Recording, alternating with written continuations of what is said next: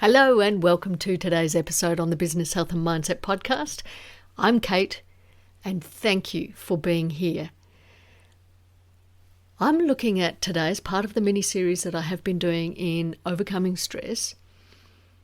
Today we're going to look at overcome stress with productivity. What? You may immediately think, oh, you've lost it, Kate, you're nuts. Well, no, I'm not nuts, but I've got a theory to perhaps my madness that you may be thinking I have. When you are stressed, it is hard to be productive. I get that. I have been that. I have been in some incredibly stressful situations, what I deem to be stressful situations in life, and I did find it hard to be productive. So I had to work out something that was going to work and that was helpful. Now, I acknowledge that we are all different and what works for one person won't work for another.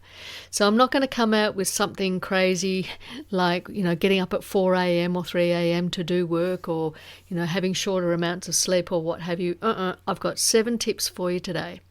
7 tips that if you follow them, they actually are going to help you to be more productive.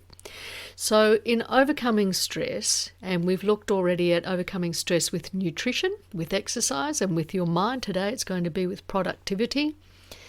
If you can do that, if you can manage your stress, then being productive in your working day and actually getting the things that you need to get done, even if your working day, let's just say that's going to be at home doing all of the work that you need to do at home to get your home clean and tidy and, prepared for the week. Whatever it is that you've got to do, and we're just going to, put that under the label of work. If you can get that done, if you can get those tasks done, it takes the pressure off and that's going to help lower your stress. So let's look at this. I always believe that if you can prepare for tomorrow by finishing off your work day with an agenda for tomorrow, note down the things that you've got to do the next day, the things that must be done, the things that you'd really like to get done because you know that if you do, that's going to take the pressure off. So write out your agenda and then either with colours or numbers or what have you, you can either rewrite it or just code it from most important to least important and start your first task the next morning with the most important thing. Now, I've talked about this before, and often the most important thing to get done is the least desirable, the one that you just dread doing, that it makes your tummy flip-flop or makes you roll your eyes or groan or the fear grows in the pit of your belly. Whatever it is, do the first awful task first. Because once you've got that out of the way, you then have a clean slate to get on and do the other tasks.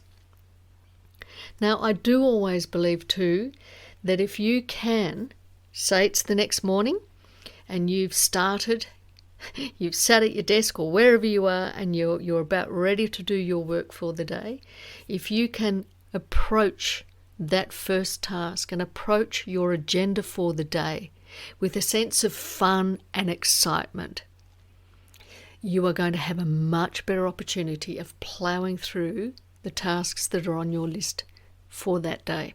So how are you going to do that? Well, you can play music. And I would suggest at first, get some pumped up, ramped up music, whether it's the Rocky theme or, I don't know, whatever it is. Think of a song that just does it for you. It ramps you up. It gets your energy going. It gets the juices flowing. You're full of excitement. Play that. Play it loud if you can, because that will get you going. And then approach that first task, get it out of the way, and then you can start to plough through the rest of your daily agenda. Number 2 is an important one in approaching the next day as well. So we've got the daily agenda. That's in prep for your next day.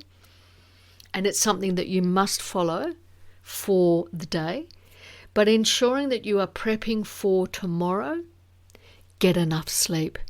make sure that your sleep quality is as good as it can be. Now, many people do swear by getting up really early and being, part of the 5 a.m. club or the 4 or even the 3 a.m. club. That doesn't work for everyone. And I know for me personally, can work now and again, but it doesn't work on a consistent, regular basis, because tiredness does kick in later in the day, and then that kind of robs all of the afternoon and even the early evening of when I may want to get some work done. I can't function that well. Just ensure that you do get the best quality sleep that you can. Now, number 3 does come back to music again. Playing background music has been shown actually by neuroscience to be preferable than having absolute silence. And I know for myself too that when I work, sometimes I want to have absolute silence, and it helps me to think. Yet the slightest noise outside, oh boy, that's just a nightmare. And it really plays havoc with me being able to focus and being able to really get the work done that I want to do. Solfeggio music has been shown that when it's tuned to 432 hertz, it actually has a beneficial effect on the body in lowering blood pressure. Not by much, but it does lower it a little. It does reduce the heart rate a little and respiration rate. Now, there haven't been many studies that have been done on this, but there have been a couple of done. And look, if we go back to it makes people feel better and makes them feel calmer within themselves, that they can think more clearly, well, isn't that enough? Perhaps we do need more studies on it to be convinced. Yet music does have an effect on being able to drown out some of the noises that could actually cause you distraction and some disturbance in your focus. Number 4, if we focus on one task at a time, you actually get better productivity. Now, I know plenty of people say that they can multitask and they do very well and they can achieve all kinds of things. Yet, if we go back to scientific studies, they have shown that the brain actually can only do or focus on one task at a time well. So when you split up different tasks, even if you're doing 2 or 3 things, at the one time, and you can do all kinds of things, perhaps you are not really able to be as productive as you think in terms of the mind and brain energy, and the results can sometimes be a bit distracted. Overall, I do believe that we get much better results when we can switch off, focus in, and just do one task at a time.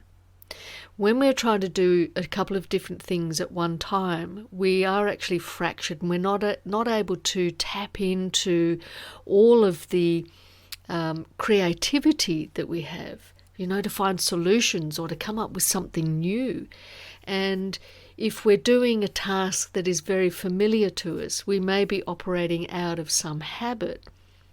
Yet focusing on one task at a time allows us to put our energy into that, our attention to doing that, and we actually can be more productive and produce better work. And I think that at the end of the day, that is far preferable and a much better outcome than being able to do 2 or 3 things at once and achieve an okay result.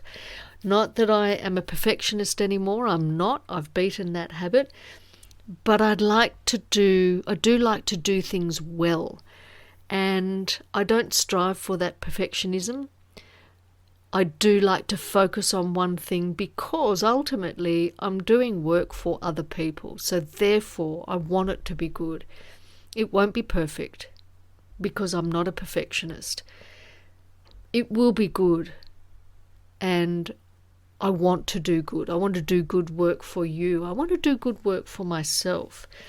So I do encourage you, focus on one task at a time. Number 5, take a break at least once every hour. Now, there have been scientific studies around this, and lots of people do say that you should take a break every 20 minutes. I have said that at times as well. And, let's have some transparency and honesty that it's good if you can have a little break, 5 minutes every 20 minutes. It keeps you really sharp, but it generally won't happen. And particularly if you work in a corporate environment or, you're in a business with other people and they're depending on you to do your work and sort of be present and be on for several hours at a time, it makes it harder to take a break. But if you can set a 5 or 10 minute break, 5 minutes can actually be quite a good period of time every hour. If you can set that time, even if you have to set an alarm clock and you just stop, get up, move around, do a little bit of a stretch, go do a bathroom break, go get a glass of water, just do some deep breathing even. That is going to give your brain a little break and give it a reset. I do encourage you to do that and try it for a while and see how it pans out. See what kind of results you get. And I'd love to hear back from you. Number 6, this is a bit of a funny one. You might think, put plants in your workspace. Green leafy plants actually give more oxygen. They produce oxygen for you, for your office space, for your environment, wherever you are working. But it also gives you that attention break in that your subconscious takes in that there is something living, functioning there with you in your space. I have 2 plants in my study area where I work, and I love them. They're just so, they're kind of comforting because there is greenery there. Yet I have a big window and there is all this beautiful bush outside and there's a creek and a waterfall and it's divine. Yet my 2 plants that I have here are fabulous because I know that there is something living next to me. And there's also my dog here who's by my side all the time. But plants actually do increase productivity, believe it or not. Now, as we're working and we're breathing, and if you're talking on the phone or you're doing something like this, a podcast or what have you, and you are working with other people, you're speaking, you're breathing, we're putting out CO2. Having some plants around, they take that CO2 in, and they, through photosynthesis and so on, they put out oxygen. But it is also a very soothing thing for your subconscious mind to see and take in that there is a living plant there. And it, as I said, it does actually help productivity. So give that a try, see how it goes. I do encourage you to do that one because I love it myself. I think it's great. All right, number 7, time blocking. And I would encourage you to get into this. Block out certain times of the day for certain tasks that you have to do. Now, I would encourage you, as I said earlier, do the worst task early in the morning, or do that first off when you can, when you've got a time block and you know, okay, I can sit down and do this work at this time. Do the worst tasks first, or the ones that give you the heebie-jeebies, because you get them out of the way, then you can work. Time blocking does allow you to compartmentalize in your mind and prepare for the time when you are going to sit down. So let's say you would have 10 a.m. and then 2 p.m. There are 2 time blocks there where you sit down and you actually get on and do the things that you really need to do. You may have meetings around the other times. There could be traveling to different locations. There could be phone calls. Whatever it is, blocking the time out really allows your mind and your subconscious mind to get in on the game, to help you to prepare, to be focused, to be switched on, to do the work. So if you do these things, have the daily agenda, ensuring that you are getting enough sleep. These are 2 big prep things for the next day. They will set you up for a productive day. Playing some background music. focusing on one task at a time, taking a break at least once every hour for 5 minutes, putting plants in your workspace, and time blocking. If you put those into action and you really work at those, give yourself a good month or so, because you'll be setting some good habits in that time as well. And I think that you really will see that you are making a massive leap forward with being productive. When you're productive, it does reduce the stress, because it's when we're unproductive and we're not producing what we know we need to do, that when we are already stressed, it creates more stress and compounds what you're going through. Or it's just going to create more stress for you anyway, isn't it? Even if you're feeling pretty calm, if you can't focus and if you can't get the work done, and if you aren't producing, if you are unproductive, that does create stress. So, overcome stress with productivity. I hope that today has been helpful, and I hope that you get some good tips and points out of this one. If you would like to chat to me about working with me and seeing how we can help you to be an unstoppable force in your business, then please do reach out. I'd love to chat with you and see how we can work together. And please do subscribe to this channel. That helps with those pesky algorithms. Do share this with somebody else out there, because I guarantee there will be someone in your world that needs to hear this. Come back and revisit, listen again, revisit some of the other episodes. I do thank you so much for being here today, and it's been great to have you here. I appreciate your time. Have a fabulous and awesome day. I'm Kate Geronimo, and we will see you on the next episode of the Business Health and Mindset Podcast. Catch you then.